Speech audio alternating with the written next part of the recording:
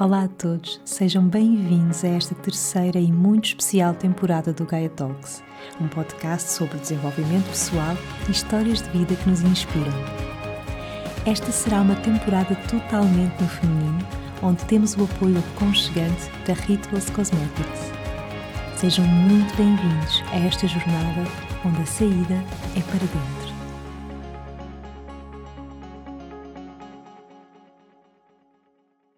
Olá a todos, bem-vindos a mais uma viagem no nosso podcast Gaia Talks, onde a saída é para dentro.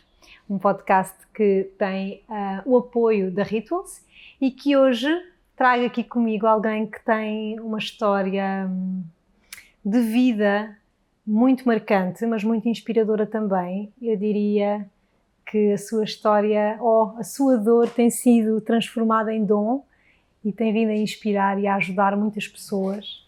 Então, muito bem-vinda, Sara Lacher. Muito obrigada, querida Inês, muito bem-vinda. Essa pequena introdução sobre mim comoveu-me. Acho que é mesmo isso, transformar a dor em dom. Acho que vou ficar com essas palavras para mim.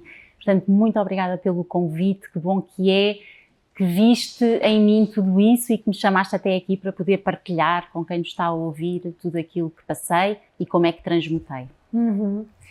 Sabes que quando te encontrei eu senti mesmo que foi o universo que te colocou no meu caminho, e quando te contactei para marcarmos uma sessão, porque eu própria também estava e estou num momento acho que estamos sempre, de integração da minha própria história, de conhecer um bocadinho mais daquilo que é mais inconsciente na minha família e na minha linhagem. Tu apareceste assim na minha vida e realmente tem sido muito bonito e trouxeste uma cura muito bonita ao meu processo, um apoio também, porque entretanto conheci-te e comecei logo a viver também coisas fortes e tens-me acompanhado nesse processo. Então, Sara, assim só para contextualizar, tu trabalhas com transgeracional e claro que havemos de falar e haverás de explicar também a quem nos vê e a quem nos ouve um bocadinho sobre esta ferramenta com a qual tu trabalhas, mas eu acho que seria importante começar mesmo pelo princípio de tudo isto e também pela tua história, porque acho que este episódio vai ser um descer de fichinhas, um cair de fichas para quem nos vê e para quem nos ouve. Adoro. Dizer-te que eu sou como tu, eu acho que as coisas não são por acaso e eu apareci-te porque tinha que aparecer e tu apareceste na minha vida porque tinhas que aparecer. Esta magia da vida, eu serei sempre uma eterna apaixonada pela vida, pela magia. Eu acho que se estivermos disponíveis, às vezes é complicado porque estamos tão tristes e tão perdidas que não estamos disponíveis, mas se conseguirmos estar disponíveis, a vida é linda e realmente não nos encontramos assim há tanto tempo, mas parece que já é de há muito tempo, sim, não é? Sim. Parece que já é de há muito tempo e e isso obviamente já te aconteceu com outras pessoas, a mim também, e eu acho sempre tão especial. Então, começando pelo princípio, deixa cá ver onde é que eu posso começar. Então, o meu nome é Sara, olha, apetece-me começar por aqui, nada pensado, o meu nome é Sara, tenho 46 anos, estou muito bem com a minha idade. Pronto, não quero dizer que tenha estado sempre bem com a minha idade, mas hoje em dia sinto-me muito bem com aquilo que sou e com as cicatrizes que carrego, físicas e emocionais, e com aquilo que passei. Estou talvez no melhor momento da minha vida, mas nem sempre foi assim, não é? A vida também é feita de oscilações, a vida não é constante. Nós queremos muito que a vida seja sempre igual e sempre boa, mas não é assim. E então temos que estar preparadas para quando a vida nos põe lá uma pedrinha que nós temos que ultrapassar. Tenho 2 filhas maravilhosas, talvez por ter perdido a minha mãe, já vou contar um pouco sobre essa parte da minha vida, talvez por ter perdido a minha mãe com 10 anos, aquilo que mais me faltou na vida foi mãe. Eu acho que foi aquilo que eu me transformei em melhor, ser mãe, e sou mãe da Maria e da Francisca. A Maria vai fazer 22 amanhã, a Francisca tem 19, mas é curioso que este dom de ser mãe é um dom que me acompanha porque eu sou mãe de muitas mais pessoas. Aliás, no outro dia até foi a minha filha Maria que me disse isto: mãe, tu és mãe de tanta gente. E claramente, a filha Maria que está aqui connosco. A minha querida filha Maria que está aqui, que é a minha... A Francisca está fora, mas também são as duas muito queridas para mim. A Maria hoje pôde vir e acompanhar-me, então está ali nos bastidores com aquele sorriso incrível a dar toda a força do mundo. E então, às vezes é isto, não é? É aquilo que nos falta e a mim faltou-me muito, muito a mãe, claro, o abraço, o carinho, o amor. É aquilo que eu me transformei e que consegui, no fundo aquilo que me faltou é aquilo que eu dou.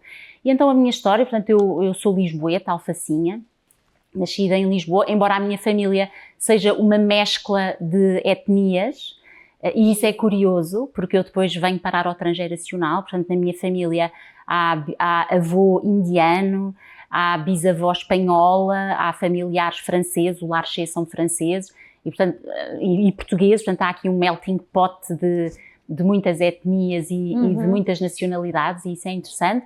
Mas nasci em Lisboa, pacatamente, numa família, minha mãe era enfermeira, assim com dinheiro QB, aquelas coisas...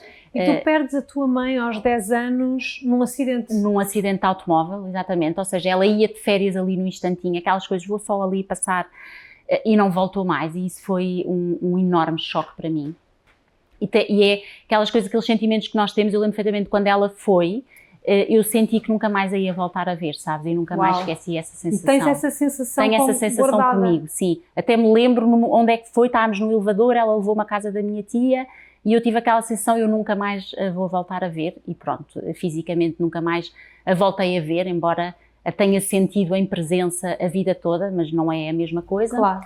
E então fiz aquilo que eu acho que todos nós se calhar fazemos um bocado, sobretudo quem passa por dores muito fortes, temos muita tendência, e há uns anos atrás essa era a tendência, que é, vou fingir que nada aconteceu e vou andar em frente, não é? Segue em frente, aquilo que nos costumam dizer, filha, segue em frente. Pronto, eu segui em frente, e então comecei a namorar, fiz o liceu normal, fiz a licenciatura, tudo normal. Tudo normal, não é? Normal. Quem olhava para mim achava que eu era absolutamente normal, saía à noite, tinha amigas, casei-me mais ou menos na data normal, igual às minhas amigas, tive filhas como elas, e eu própria, isso é que é super curioso, é que eu própria achava que tinha uma vida incrível. Só que eu não conseguia entender, portanto eu pensava, como é que eu tenho uma vida incrível e sinto um vazio tão grande dentro de mim? Mas também na altura eu não sabia, sabes? Ainda não estavas neste caminho de autoconhecimento? Não estava longe, aliás até me sentia muito egoísta a dizer como é que eu posso ter tanto e sentir tão pouco, como é que isto pode ter acontecido em mim? E pronto, e na minha vida não quer dizer que tenha que ser sempre assim, essa não é uma crença minha que temos sempre para nos transmutarmos, temos que nos transmutar em dor. Eu não acredito de coração que tenha que ser assim, acho que nos podemos transmutar. Ainda há bocado a Maria me dizia no carro, felicidade gera felicidade, acho que também pode ser assim, mas no meu caso não foi. E portanto depois da perda da minha mãe, estive ali em banho-maria até aos 30, a altura em que me separei do marido, do meu primeiro marido, pai das minhas filhas, que era meu namorado desde os 15 anos. Portanto, imagina, foi ele que acompanhou toda a minha adolescência, todo o processo. Tínhamos uma relação ótima e aquilo que seria para toda a vida, para mim e para ele, afinal não foi para toda a vida. São estas coisas, estes desígnios da vida, temos que, voltar a seguir em frente. E então assim fiz eu, mas nessa altura o seguir em frente já foi muito mais complicado, sabes? Quando já tens uma mochila e estás há 20 anos a seguir em frente com pesos e pedregulhos às costas, às tantas o seguir em frente, já é muito complicado. Foi muito mais doloroso, não é? Muito mais doloroso, e eu tive a sensação que se não pedisse ajuda, e aos 30, portanto há 16 anos atrás, e se pedir ajuda eu não sabia bem o que é que queria dizer, mas eu sentia dentro de mim, tens que pedir ajuda, porque senão vais ficar doente. E lembro-me que na minha cabeça, é tão giro, eu pensava assim, eu não posso ficar doente porque eu tenho 2 filhas pequenas para cuidar. Ou seja, eu não pensava, eu não posso ficar doente porque eu sou um ser humano e mereço ser plena e ser íntegra. Estavas a pensar nelas, só nelas. exclusivamente. Portanto, eu não tinha a capacidade de dizer, não, eu quero estar bem porque eu mereço estar bem. Não, eu não posso estar mal porque as minhas filhas não podem deixar de ter mãe como eu deixei de ter. Sabes, o trauma, não é? Aquilo que nós vivemos. Portanto, eu não posso ser uma mãe morta em vida para as minhas filhas, imagina como a depressão, porque senão elas vão estar a vivenciar aquilo que eu vivi de não ter mãe. Bem, e tu estás a partilhar isso e já aqui na minha cabeça me vêm várias pessoas e várias mulheres de quem eu já ouvi algo do género, não é? De mulheres que estão em depressão, e que estão nessa luta, não é? Não, eu não me posso transparecer, eu não me posso, no fundo é quase, eu não me posso permitir estar assim, porque tenho os meus filhos, porque tenho que manter uma estrutura, e isso pode também fazer-nos tão pior, não é? Mesmo. Imagina, portanto, eu divorciei-me, fiquei com muito menos dinheiro, não é? Porque uma coisa são 2 adultos a pagar toda uma estrutura, outra coisa é só eu. Já trabalhava no banco e já era advogada na altura, tudo bem, mas fiquei com menos dinheiro e fiquei sobretudo desazada. Foi como se o chão, que me fugiu aos 10 anos, me tivesse voltado a fugir aos 30, só que aos 30 eu pensei, eu sozinha não vou conseguir. Não pensei logo na realidade, isto é, os anjos. Sei que tu também já tiveste anjo, acho que todos nós temos, lá está, é só preciso sabermos. E tive um anjo na minha vida, que foi um homem, eu comecei a ficar com imensas enxaquecas e a importância muitas vezes das doenças, não é? Em vez de, uma vez mais, de fingirmos que elas não existem, não, vamos olhar para a doença. E eu tinha imensas enxaquecas muito incapacitantes e fui a um homeopata incrível, assim, um senhor mais velho, muito querido, que depois de eu ter estado 2 horas a chorar no consultório dele, que ia só tomar uns comprimidinhos homeopáticos e tive 2 horas a chorar, ele disse assim, minha filha, você tem que ir fazer terapia, tem que ir tratar de si. Eu pensei, terapia, o que é isso? Eu nem sabia bem, há 16 anos atrás estes temas não eram tratados dessa maneira. E eu disse, ok, seja o que for isso da terapia, eu quero, porque eu preciso, porque eu estou aqui num precipício. E há uma imagem que eu lembro-me, eu tinha recorrentemente na minha cabeça, e é assustador, não é? Eu lembro-me que eu tinha na minha cabeça como se eu estivesse a caminhar numa linha ténue e para um dos lados fosse um precipício enorme. Até me arrepio, sempre que falo nisso e penso. Uau. Portanto, eu senti, eu estou aqui numa linha muito ténue e que se me foge um pé, eu vou. E então eu não queria. E pronto, e então aí foi, aos 30 é claramente o momento de viragem da minha vida.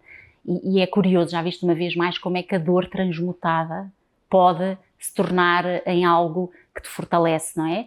E assim fui eu, comecei a fazer um caminho, para mim foi um processo. Não foi de um dia para o outro, foram anos a destapar dores, a abrir portinhas fechadas, sabes, religiosamente, à procura primeiro das chaves e depois a pôr as chaves, depois a abrir e depois a olhar e depois dói e depois afinal não quero olhar. Mas isso tudo, começaste a fazer terapia, foste fazer constelações, ou foi um processo onde foste a várias... Olha, foste batendo a várias portas. Olha, eu venho de uma família, a minha família já não é assim, porque a minha mudança também já os mudou, mas a minha família era uma família altamente conservadora, em que, no fundo, se queres cuidar de ti, vais a um médico e tomas um antibiótico. Pronto, exato. Pronto. E, portanto, o máximo que eu tinha a capacidade de fazer naquela altura é, não estás bem da cabeça... Vais ao psiquiatra. Por acaso... eu tive sorte, fui ao psicólogo, mas era ao máximo, ok? Era ao máximo que eu conseguia fazer na altura, e fui a uma psicóloga incrível, que ainda hoje guardamos uma ligação, a minha querida doutora Isabel, que fez um percurso comigo de 5 anos, e nesses 5 anos eu fui religiosamente 2 vezes por semana, e eu na altura tinha pouco dinheiro. Eu lembro-me perfeitamente que eu tinha que fazer escolhas como, não podia, imagina, ir ao ginásio, ir ao cabeleireiro, comprar roupa, não dava, porque... eu tinha que ter dinheiro para pagar a minha psicoterapia, e foi uma escolha que eu fiz naqueles 5 anos, e digo-te, foi o dinheiro mais bem gasto em mim. Eu gastei aquele dinheiro efetivamente, mas foi o dinheiro que me permitiu renascer, sabes, como a Fênix, né? Renascer das cinzas. E depois, portanto, com esta psicoterapia dita convencional, que é maravilhosa também, eu comecei a perceber que me era permitido olhar para mim, para a vida, para aquilo que eu desejo. De repente comecei a pensar, mas será que eu quero trabalhar num banco a vida toda? 10 horas, 12 horas, com um stress enorme, a receber 300 e-mails por dia, a fazer uma coisa que eu não adoro. E depois comecei a perceber, não, afinal não é não adoro, é não gosto. Então se não gosto, porque é que eu perpetuo? Sabes? Só que depois há aquele lado diabinho, não é? Tens contas para pagar, tens duas filhas, tens uma casa, tens o empréstimo. E fui fazendo a caminhada, e aí, portanto, imagina, 35, segunda grande viragem. Aos 35 anos. Aos 35, uma vez mais com dor. Eu às vezes falo com a vida e digo à vida, vida, está bom com a dor. Deixa-me lá agora transmutar-me pela felicidade. Deixa-me agora transmutar-me pelo lado bom. Pronto, agora... Mas o que é que aconteceu? Quando a minha filha Maria tinha 12 anos, ela adoeceu. E teve para aí um ano doente, portanto, ela visivelmente estava doente, uma doença assim meio esquisita. Eu acho que foi mesmo a vida a dizer-nos, olhem para isto de forma diferente, porque imagina, ao domingo à noite adoecia, segunda, terça e quarta ficava de cama, e fez tudo, corri os médicos com ela, cá em Portugal, o Hospital de Santa Maria mandaram-nos para Londres, e portanto a medicina convencional corremos tudo e nada, portanto tudo o que ela vive, o que ela tinha não era mostrado em nenhum exame clínico e analítico, e um dia, outro anjo, desta vez uma anja, passou por mim na rua e disse-me: olha, porquê é que tu não olhas para este tema da tua filha Maria de outra forma? E eu, qual de outra forma? Mas que outra forma é que há? Olha, tu nos melhores médicos. Olha, tenta olhar uma perspectiva sistémica, e foi aí que, de repente, as terapias ditas convencionais, não gosto de lhe chamar alternativas, porque acho que são altamente complementares e maravilhosas, entraram na minha vida. E foi através dessas terapias, portanto, da ligação espiritual. De repente, quando a Maria permitiu-me eu perceber que afinal eu não era só corpo, não era também só mente, que eu fui tratar com a psicóloga, e que de repente também havia uma ligação espiritual. Porque o tema da Maria também estava muito ligado à espiritualidade dela, e então através da espiritualidade dela acabou por abrir... a tua também. Exato, ela despertou primeiro e fez-me despertar. Então esse é outro enorme marco, e a partir daí sim, entrou pelo meu coração adentro toda uma série de potencialidade. Foi como se eu de repente percebi: uau, a vida é uma fonte infinita de possibilidades, afinal não é só aquilo, é tudo aquilo que eu quiser. E aí foi a expansão, até me arrepio, não é? Foi a expansão de consciência, e a partir daí tudo veio, não é? Uma vez mais assim, não é? Ou seja, portanto, a minha vida nunca foi ali e depois, sabes, estou lá no fundo e depois vou subindo e estou sempre cá em cima. Não foi assim. Se me perguntasses, gostavas que tivesse sido assim? Sim, eu preferia, não é? Sim, mas não foi, não posso controlar essa parte. Claro. Portanto, eu não posso controlar o que me aconteceu, mas eu posso controlar como é que me relaciono com o que aconteceu, não é? A minha liberdade está exatamente assim. E, portanto, aí cheguei à consciência sistémica, cheguei às constelações, antes de chegar ao transgeracional, cheguei às constelações, e foi incrível porque fiz uma constelação, nunca tinha feito uma constelação, não sabia o que era, e então marquei e cheguei a uma sala com 30 mulheres, por acaso havia um ou outro homem, um deles o meu atual marido que veio comigo, mas só mulheres, e a facilitadora foi giríssimo porque eu estive lá, era o dia todo de constelações, e eu vi, aí 3 constelações antes da minha, e no final da terceira eu disse para mim: não, isto não é para mim, eu vou-me embora, não estou aqui a fazer nada. O que é isto? Isto é uma burla, isto é um ultraje, eu vou-me embora. E quando eu estou a pensar isto para mim, a facilitadora diz-me: olha, agora é a sua vez. E eu disse: ok, então eu vou, pronto, já que também estou aqui há horas, então eu vou.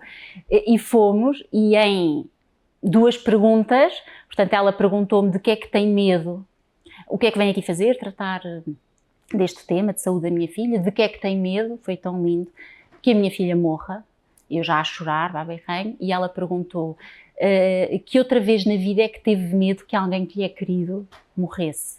E eu ali rebentei. Portanto, em 3 perguntas fomos ao trauma originário da vida da Sara, a morte da mãe, não é? Porque eu já me tinha acontecido na vida que a pessoa mais importante da minha vida tinha morrido.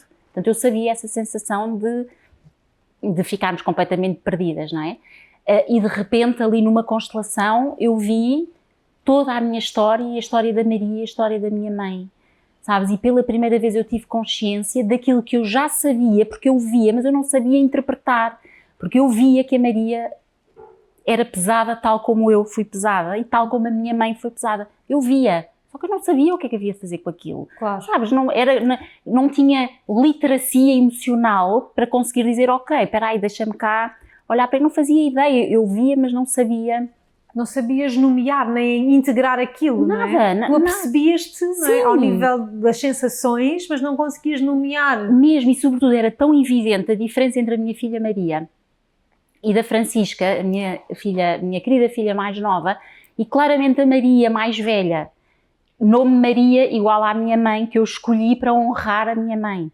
Portanto, claramente, e continuo-me a arrepiar, eu via na Maria um peso que eu não via na Francisca. A Francisca eu via leve, via bem, via livre, e a Maria via pesada, via triste. E olha lá, tão bonito que hoje temos aqui a Maria, e agora estava a tomar essa, até me estou a emocionar, porque agora a tomar consciência, não é? De que realmente tu também estás aqui a fazer parte desta conversa. Ela não está aqui a aparecer, mas ela está aqui a energia dela. Já vens cá no fim.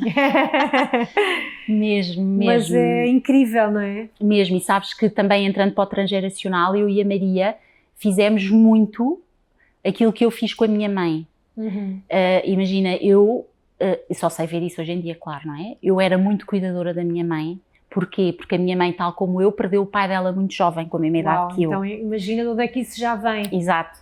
E então eu cuidava da minha mãe. Imagina, a minha mãe também tinha enxaquecas como eu tive, fortíssimas, enfiava-se no quarto 3 dias a chorar igualzinha a mim. E eu cuidava dela, porque a minha mãe, entretanto, divorciou-se do meu pai, portanto era eu e ela. Tal como as minhas filhas fizeram de mim, como eu me separei, sabes? Eu com enxaquecas na cama e elas as duas pequenas a cuidarem de mim. E aquilo para mim era evidente, não, quer dizer, isto não dá, eu não posso continuar aqui a perpetuar.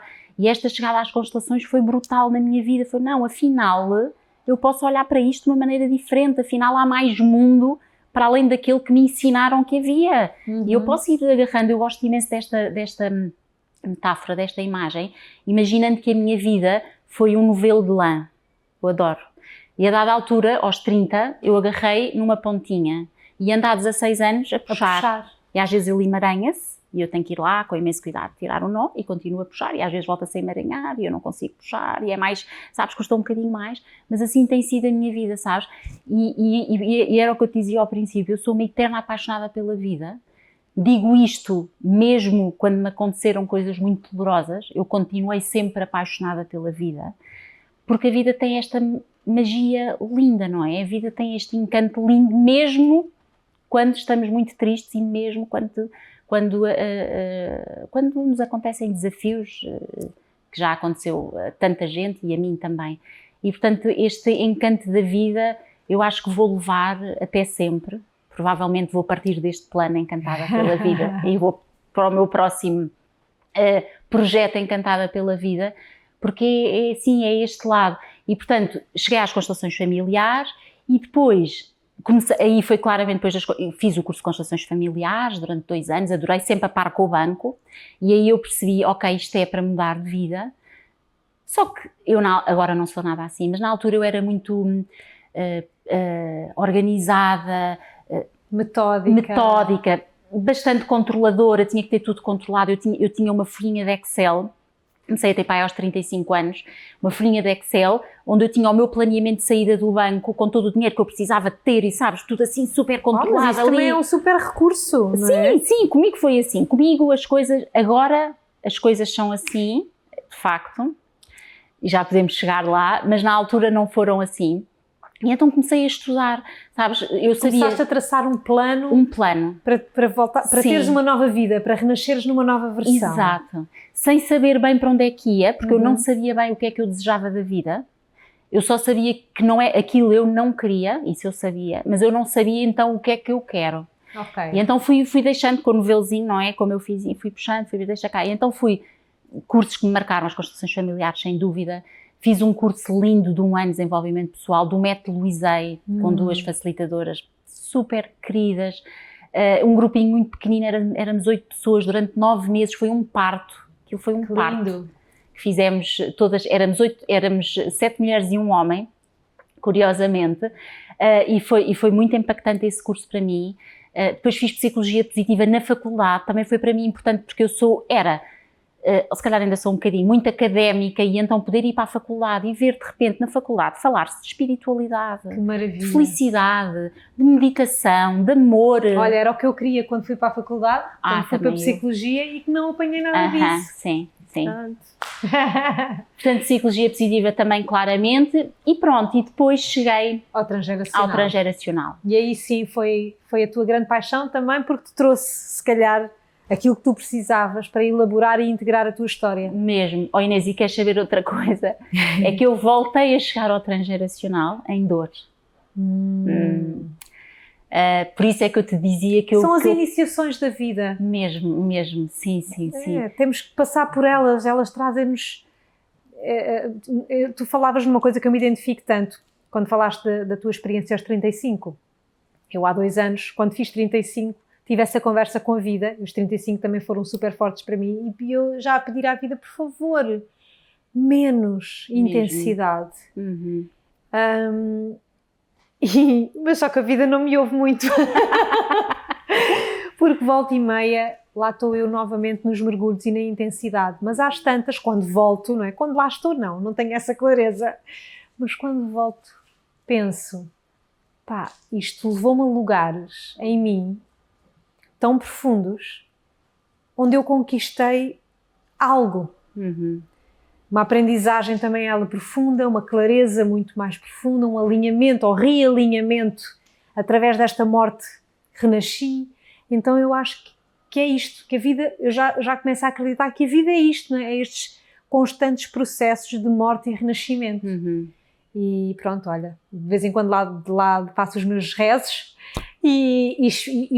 mas pronto, mas percebo que é importante passarmos por todas as fases, não é? Todas as fases deste processo. Mesmo, e sobretudo, quer dizer, vamos lá ver, nada daquilo, as fases nós não as podemos controlar. Não é? É mesmo, é como tu dizias, só a forma como eu quero lidar com cada uma delas. Exato, aí eu posso controlar. Agora o que é que eu posso controlar? Não pude controlar a morte da minha mãe, de certa forma não pude controlar o meu divórcio, não pude controlar a doença da minha filha Maria, e portanto há que, olha, não é? É a partir daquele momento em que se apresenta aquela situação, ir para dentro, mesmo. Que é o slogan desta temporada do podcast, que é a saída é para dentro. Mesmo. E aí encontraste na transgeracional essa saída, mas estavas a comentar... Estava a contar em dor, não é? Então porquê? Porque há 4 anos atrás tivemos um acidente, eu, as minhas filhas, o meu marido e a minha enteada de aviação, praticamente cópia do acidente da minha mãe. Praticamente cópia. Quase na mesma data, eu tinha praticamente a mesma idade que ela, bateram-lhe no carro, a nós bateram-nos, e ao segundo marido ela a guiar e o meu segundo marido a guiar, íamos 6 no carro, porque íamos com a nossa cadela, e para a minha família somos 6, quando vamos com a cadela, com a nossa Sky, na minha mãe iam 6, sabes, e quando o carro nos bateu, no primeiro dia de férias, de verão, no primeiro dia de férias de verão, exatamente igual. E quando o carro nos bateu a todos, nós ficámos todos conscientes. E eu pensei, até eu lembro perfeitamente na altura, fiquei com muitas coisas partidas, e pensei na altura, uau, 20 e tal anos para ultrapassar, 20 e tal não, sim, 30 anos para ultrapassar esta dor, e vem cá cair igual, como é que isto é possível? Sabes, e no meu internamento... E nessa altura já tinhas feito constelações. Ainda bem, exato, Inês. Porque te ajudou a compreender as coisas de outra forma. Obviamente que isto não se prova, não é? Mas é o meu sentir. Se eu não tivesse essa consciência, eu já cá não estava para contar a história. É o que eu sinto. Porque eu, naqueles 3 meses de internamento em que estive às portas da morte, eu pensei para mim 1 milhão de vezes por dia, porque tinha muito tempo disponível, porque as visitas eram poucas, eu estava nos cuidados intensivos. Tinha 1 hora de visitas por dia, dormia muito pouco. Sempre consciente. 3 meses no hospital. 3 meses consciente. 3 meses no hospital, sempre consciente. Houve até ventilar, a dada altura ventilaram-me, porque eu estava muito mal, não conseguia respirar. Até ventilada fiquei consciente porque os médicos, coitados, não me conseguiam adormecer. Estás a ver? Portanto, eu estive sempre cá. E estive sempre cá a pensar, mãe, o meu destino será diferente. O meu destino será diferente. Eu tenho coisas para fazer cá, eu tenho filhas para tratar, eu tenho coisas para falar, eu tenho que chegar mais longe. Este não será o meu destino. E eu quero mesmo acreditar que esse foi o grande colo e a grande âncora. A grande âncora. Obviamente sei que fui muito guiada, fui muito protegida. O acidente foi muito grave. Estamos os 5 vivos e bem, com algumas sequelas, mas nenhumas que inviabilizem e incapacitem uma vida com qualidade, e portanto isso é fantástico.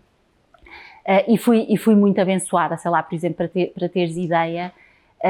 No dia que eu fui, esta história é tão bonita, no dia que eu fui, que íamos fazer o nosso acidente, que tivemos o nosso acidente de manhã, fui à casa da minha avó, porque a minha avó já estava no lar, muito doente, e fui lá com uma querida amiga minha, que é outro anjo da minha vida, que é uma senhora mais velha que praticamente não me trata como filha, e ela é muito intuitiva, vamos lhe chamar assim.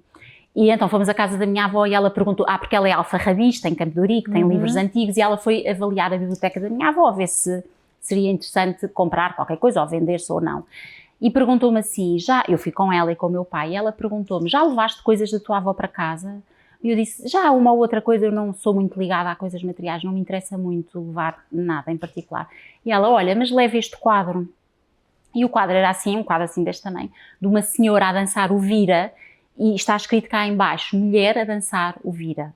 E eu disse, não, eu não quero levar, não, nesse quadro nem me liga a avó, não, eu não quero levar. E ela, levas, porque estão-me aqui a dizer, para tu não te preocupares, que ainda vais voltar a dançar. Eu 10 horas depois partia de forma terrível ambos os pés. Juro-te, continuo-me a arrepiar, juro, tu ainda vais voltar. E portanto imagina, os médicos no meu internamento disseram, a mim não, ainda bem, mas disseram à minha família, olha, é provável que ela nunca vá voltar a andar. Pronto.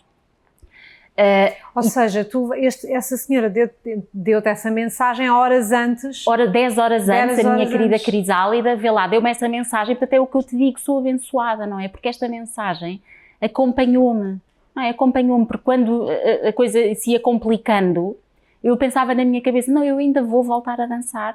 E quem dança, anda. E quem dança e anda também sai do hospital, sabes? E aquilo... E portanto estes anjinhos que passam, que nos dizem coisas, só temos que estar atentas, porque acontece comigo e acontece com todos, é só escutarmos.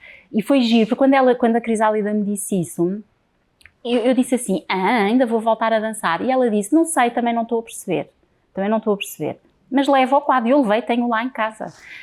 Claro, óbvio, e olho para ele quando isto foi a mensagem que chegou para mim a dar-me esperança. Num momento muito difícil.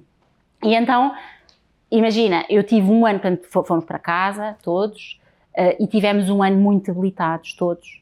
A Maria até nem tivemos todos que fazer um ano sabático, pronto, ficámos de baixa, elas deixaram de ir à escola e tivemos um ano em clara convalescença. Eu parti ambos os pés e o braço direito, estás a ver a vida a dizer agora paras, não é? Porque nem andar, nem mexer, eu sou destra. E então o que é que eu podia fazer? Ler, não é? Porque ainda tinha olhos e a cabeça ficou bem, e então ler. E aquelas coisas, por acaso, eu acredito zero em acasos, não é? Mas com uma enorme sincronicidade da vida, eu cheguei a casa e inscrevi-me num grupo de WhatsApp, nem sei como é que o grupo me chegou, de umas pessoas, umas miúdas brasileiras, e um dia estava a ler e o grupo lá disse, psicogenealogia, ouve lá. E foi como se a minha alma tivesse brilhado. Eu nem sabia o que era, porque eu tinha ouvido falar. Psicogenealogia, o que é isto? Sabes? E fui ver, e elas partilhavam lá um livro em PDF.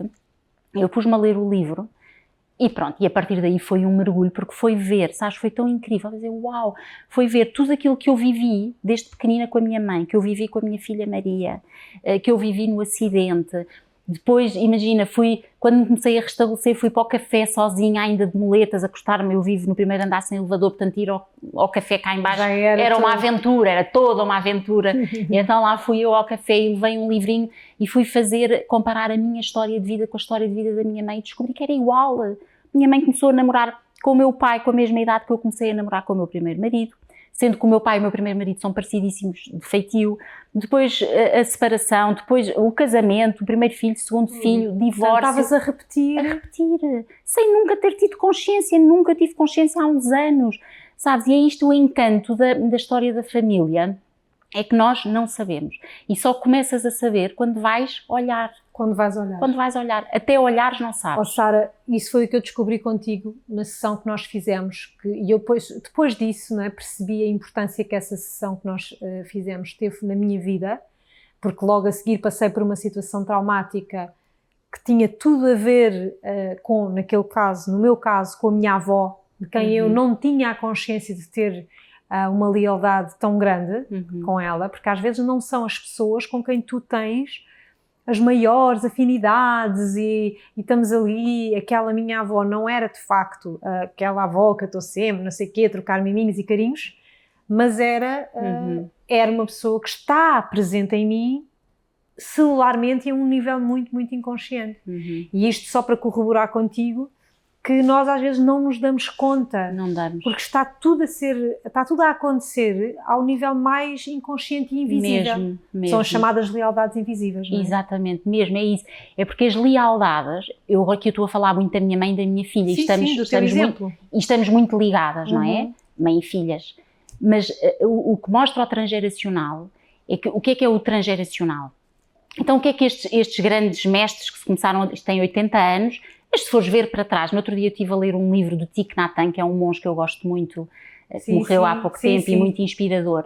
E em várias páginas, o livro é Arte de Viver, ele tem livros lindos e este também é lindo, e em várias páginas o Thich Nhat Hanh, que não é terapeuta transgeracional, estava a descrever a importância dos padrões e da família. Portanto, quando eu digo que isto tem 80 anos descrito como terapia transgeracional, mas acho que qualquer ser humano que olhe para a sua história, se calhar há 300 anos as pessoas já olhavam para isto da mesma forma, percebes? Mas como terapia transgeracional tem 80 anos, então o que é que eles começaram a perceber?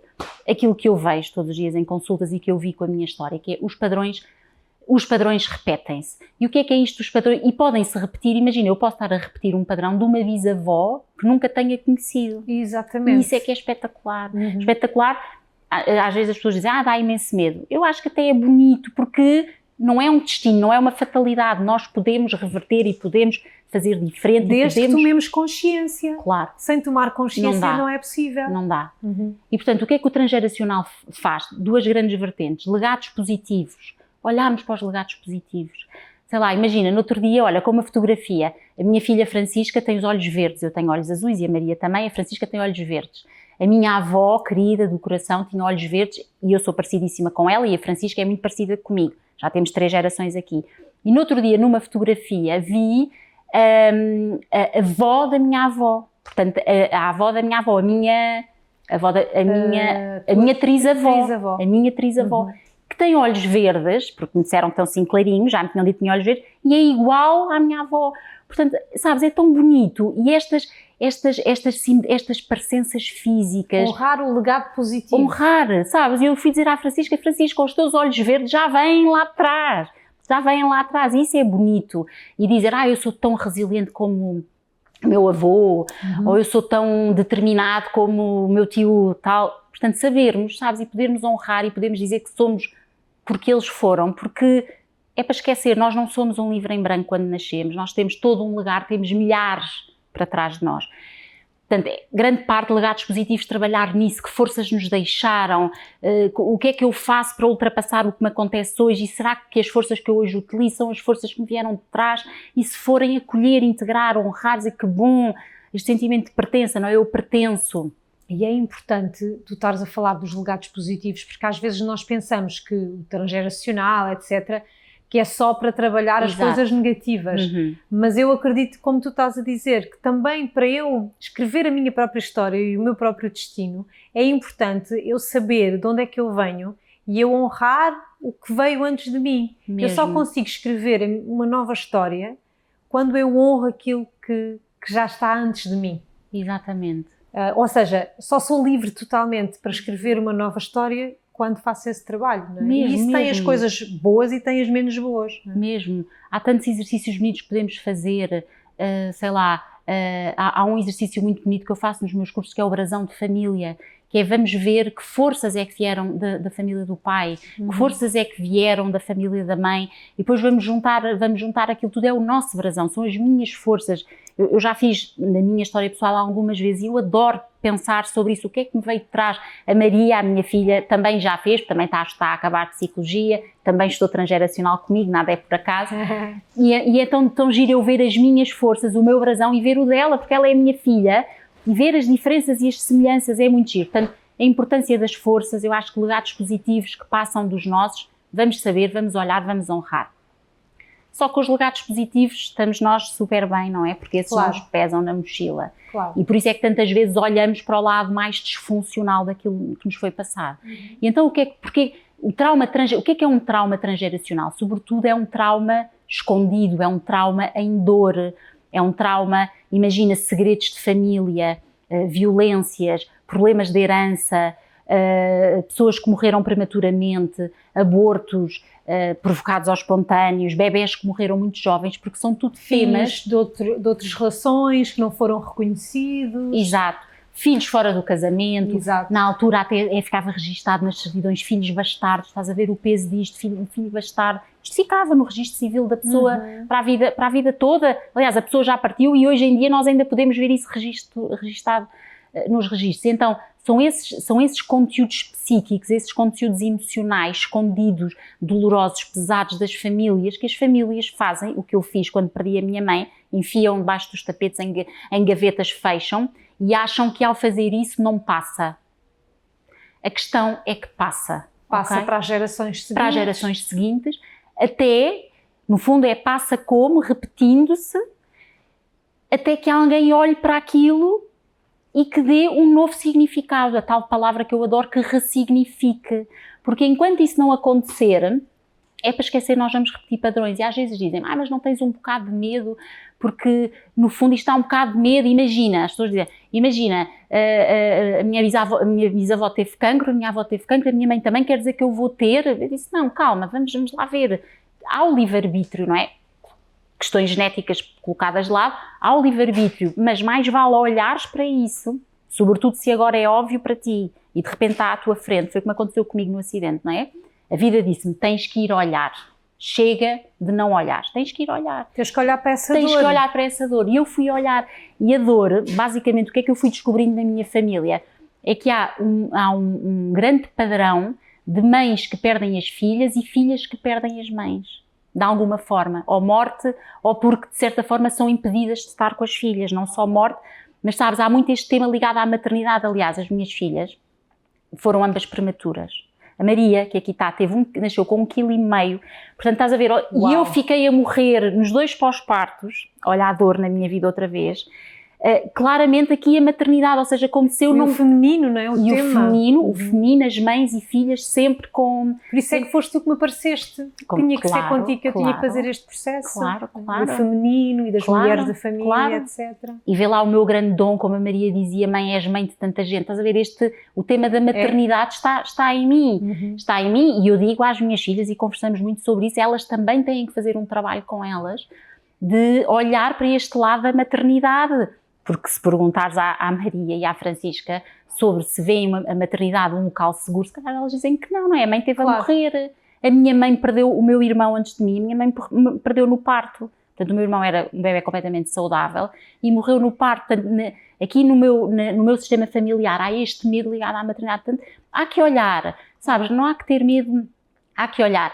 E estes padrões, de facto, repetem-se e, portanto, o trabalho que eu acho que devemos fazer... E eu fico mesmo feliz por poder estar aqui, por poder fazer chegar a minha voz, sabes, por poder abanar bandeirolas e dizer, vamos olhar. E acredita que esta hora está toda a gente lá em casa já a cair as suas fichinhas, porque só o tu teres partilhado, que é esta pergunta importante nós fazermos, o que é que há então que eu não sei? Deixa-me lá conhecer um bocadinho da história da minha família. Os segredos que existem, ou aqueles pseudo-segredos, não é? Que é, toda a gente sabe, mas ninguém fala sobre isso. São os não ditos, também são terríveis. Têm igualmente conteúdo pesado, os não ditos. Quase todas as famílias têm segredos, têm questões que foram postas debaixo da mesa, que não se fala sobre elas. Porque na realidade a nossa família são como nós. E nós também temos os nossos segredos. Exato. E, portanto, não vamos achar que eles eram diferentes ou mais iluminados só porque são mais velhos. Não. São de pele e osso como nós, são seres humanos, têm as suas alegrias, as suas tristezas, os seus segredos, tal como nós. E o que é que nós podemos, ou seja, que benefícios é que nós trazemos para a nossa vida por começarmos a fazer esse estudo, que na verdade é uma coisa muito pessoal também, não é? É descobriste através deles. Mesmo. Então há uma imagem que eu gosto imenso, que eu me revejo imenso nela e costumo muito passar às pessoas, que é do par de óculos. É como se a psicogenealogia transgeracional, esta terapia, nos permitisse olhar para a vida com os óculos. Portanto, de forma diferente. Imagina, tens miopia e tens a vida um bocado desfocada e vais ao oftalmologista, é o caso também, e vais ao oftalmologista e ele dá-te as graduações certas e de repente tu começas a ver a vida de uma maneira mais clara, não é? Mais nítida. Exato. E então é isto que nos vai dar, e tem que ser um trabalho, em primeiro lugar, e ainda assim é a minha palavra preferida, em amor por nós e em amor pelos nossos. Imagina, há temas que são demais para os nossos, e se forem demais, então deixamos cair, sabes? Não é para melindrar, não é para julgar, para magoar, não, é um trabalho em amor. Se for demais, não tem problema, vamos por outro lado, a vida dá-nos as respostas de outra forma. é um processo. Eu há anos que olho para a história da minha família e de certeza que vou olhar até sempre, sabes, até partir, porque a família são muitos, porque as histórias são muitas, porque não estamos preparados para ouvir tudo de uma vez, sabes, e a vida vai-nos dando assim em pedacinhos pequeninos para nós podermos digerir. E então, o que é que se faz em psicogenealogia? Há uma ferramenta que eu adoro, que eu fiz contigo, que é o genossociograma, que é assim um palavrão. O que é o genossociograma? É uma árvore genealógica, mas feita de memórias. Portanto, tem a genealogia, os factos, as datas, os nomes, as profissões, não é? Esse lado mais factual. Mas o que é muito importante, obviamente, mas o que mais importa não é isso, é o ressentir por trás daquilo. Imagina, exato, imagina, a minha avó morreu de cancro. Ok, e então como é que foi isso para o seu sistema? Como é que foi isso para a mãe, para a sua mãe, filha dela? Como é que foi isso para o seu avô? Como é que foi isso para si, se por acaso viveu? Estás a ver? É ver como é que foi o ressentir, como é que eu me relaciono, porque eu já, imagina, eu já fiz o meu mapa, não é? Com muitas pessoas, porque é sempre bom fazer com outra pessoa, já fiz eu o meu, sim, mas nunca é a mesma coisa. Claro. A Maria já fez o dela e somos mãe e filha e os ressentires das mesmas histórias são muito diferentes. E faz parte, não é? Porque ela tem a vivência dela e eu tenho a minha. E já recebi, por exemplo, irmãs, as irmãs vêm muitas vezes ter comigo e outra são muito... É completamente diferente. É completamente diferente. E o genossociograma é uma ferramenta, é mesmo uma ferramenta, porque eu acho que a psicogenealogia e o transgeracional, eu gosto mais de dizer que é uma filosofia, porque é uma tomada de consciência sistémica, mas o genossociograma é uma ferramenta, e é uma ferramenta que organiza a cabeça da pessoa e a nossa do terapeuta, não é? Ou seja, dá clareza. Dá clareza, porque de repente começas a fazer e de repente aquilo é óbvio para ti e para a pessoa, de repente aquilo é óbvio. E as pessoas às vezes dizem, como é que eu nunca vi isto? Olá, e as histórias são imensas, imensas. E a partir do momento em que tu ganhas consciência de uma lealdade, de alguma coisa que tu estás a repetir na tua vida e que se calhar estás em lealdade com a tua avó, com a tua mãe, etc., tu a partir daí podes mudar, porque a tua consciência, já tiraste debaixo do tapete, já trouxeste à luz e a partir daí trabalhas com o teu livre-arbítrio, não é? Mesmo. E há uma coisa que tu fazes muito, que é este poder de nós afirmarmos, não é? De nós dizermos, eu agora sigo livre o meu destino. Não é? Esta é o trazer para nós próprios a consciência de que, ok, eu sei que isto está a acontecer em mim, através de mim, a perpetuar algo, mas eu agora já vi, ok, já reconheci e escolho fazer diferente. Mesmo. No fundo, o clique dá-se aqui, não é? Sabes que depende imenso das situações, mas no fundo temos talvez 2 passos. O primeiro é a tomada de conhecimento. A partir do momento que tu vês, eu tenho uma querida amiga brasileira com quem dou cursos, que é a Franciane, e que diz isto, que é assim, a partir do momento que vês já não podes desver, ok? Exato. A partir do momento que vês já não podes deixar de ver. E este é o conhecimento e muitas vezes só isso chega. Às vezes não chega. Porque às vezes o padrão está muito enraizado, porque já são muitas gerações. Tudo bem, quer dizer, isto não é um comprimidinho mágico que tomas e já está bom. Não, tens que ir trabalhando, há trabalho que é preciso ser feito. E então tens o segundo passo, que é a tomada de consciência. E aí é uma tomada de consciência no corpo, a pessoa sabe. É visceral, é nas vísceras, é de repente, sabes, estamos a fazer um ritual, uma meditação e de repente a pessoa desata a chorar ou fica toda arrepiada, ou de repente sente que o peso de uma vida lhe saiu de cima, sabes? E essa é a tomada de consciência, que às vezes segue a de conhecimento e outras vezes não. Portanto, depende de cada caso. Mas o primeiro passo é sempre esse, é saber, não é? Porque se eu não faço ideia, imagina, eu, a Maria e a minha mãe, não é? Se eu não faço ideia, se eu não fizesse ideia que estava a repetir o padrão da minha mãe, eu também nunca poderia ter olhado para a minha filha e ver que ela repetia o meu padrão. Então, o que ia acontecer na minha história é que a minha filha ia ter filhos e as filhas dela iam repetir e a história ia se perpetuar e pronto, até que alguém visse, até que alguém olhasse. Uau! E é tão bonito, agora ocorreu, eu chamo-me Sara, não é? Eu a vida toda não gostava do meu nome, agora amo o meu nome e até porque Sara, se ouvirmos, não é? Sara é sarar, o verbo sarar, Sara. Estás a ver? Eu estou desde pequena a ouvir toda Sara. E o como eu leio é: sara as tuas feridas, sara as vossas feridas, Sara, cura isso de uma vez por todas. Sim, Sara, agora sou apaixonada pelo meu nome. Olha, Sara, e eu sou apaixonada por te ouvir com essa paixão a falar da tua história, que é realmente de uma grandeza, né? Toda essa cura que existiu e que continua a existir, e ter aqui a Maria também para testemunhar isso, e já também formada em transgeracional. É tão bonito aquilo que vocês conquistaram e estão a construir, não é? Este novo legado, não é? de cura, não só para a vossa família, mas para tantas pessoas que vocês agora estão a tocar na vossa vida. É então, é uma bênção. Vou mesmo pedir para vires aqui ao pé da tua mãe, que eu acho que fizeste parte desta conversa, e agradecer-vos por vocês estarem aqui e com esse amor todo. É super inspirador e muito feliz. Até estou assim emocionada, porque ao ouvir esta história toda e ver-vos aí lado a lado depois desta cura imensa, acho que foi uma super conquista. Mesmo. Não é? É uma bênção, gratidão à vida. Gratidão máxima. Foi mesmo um prazer ter-te aqui a contar a história, a vossa história. Um prazer imenso. Gosto muito de ti, Sara. Acho que tens trazido... Acho que trouxeste um contributo para a minha vida muito, muito especial, e entretanto já para os meus alunos e agora para toda esta comunidade. Maravilha. E olha, quero oferecer-te muito obrigada. E vos este miminho da Muito obrigada. Que lindo. E vou acabar, já me estava a esquecer, de fazer aqui uma brincadeira. Olha, vou fazer às duas, assim, umas respostas muito rápidas, já que estão aí as duas. Um ritual que vocês não dispensam, assim, que para vos conectar. Qual é assim o ritual que tu não dispensas, Sara? Eu já cá estou. Também já sei. As minhas músicas. As tuas músicas. Ou seja, as músicas, o Khalil Gibran diz que a música é a linguagem dos espíritos. E assim é para mim. Portanto, eu ponho as músicas todos os dias e vou para sítios só meus. E tu, Maria?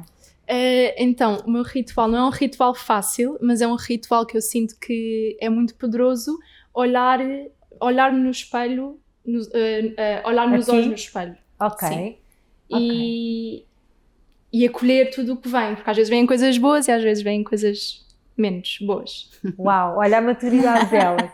Coisa mais maravilhosa. E é isto. Eu não sei se assim se consegue ouvir, mas... Sim. Consegue. Isto foi improvisado, mas vai-se conseguir ouvir. E o que é que te liga, Sara, com a tua essência? Alguma coisa na tua vida que te liga à tua essência?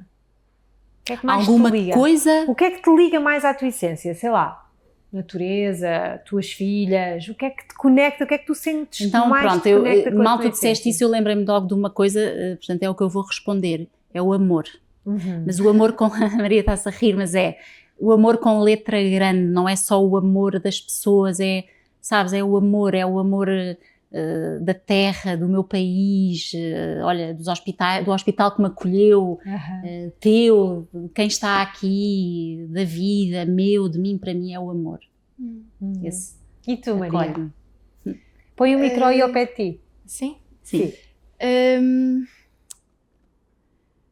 Diria a impermanência da vida, com tudo o que tem de bom e tudo o que tem, todos os seus desafios. Porque eu partilho também a visão de que aprendemos muito com momentos positivos, mas todos os momentos menos positivos que eu também vivi, conheci, cresci muito e foram muito essenciais para moldarem a pessoa que eu sou hoje.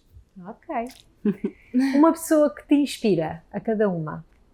A minha é fácil, eu vou já começar. A minha mãe. Muito. Então vou dizer a minha filha, porque foi quem me ocorreu. E não é nada clichê, é mesmo eu sinto isso. Eu sinto isso. Verdade. Olha, muito obrigada. Muito obrigada. Muito obrigada, Sara. Muito obrigada, Maria, também, por teres vindo. Foi mesmo uma conversa, vou de coração cheio. Muito, muito, muito grata. Mesmo. Obrigada. A vocês. Obrigada também. Uma conversa assim que me emocionou muito. Não tenho assim muitas palavras hoje para terminar o episódio. Espero que tenham recebido tanto quanto eu recebi com esta partilha tão incrível da Sara. E encontramos-nos no próximo episódio com mais uma história inspiradora, com certeza. Até já!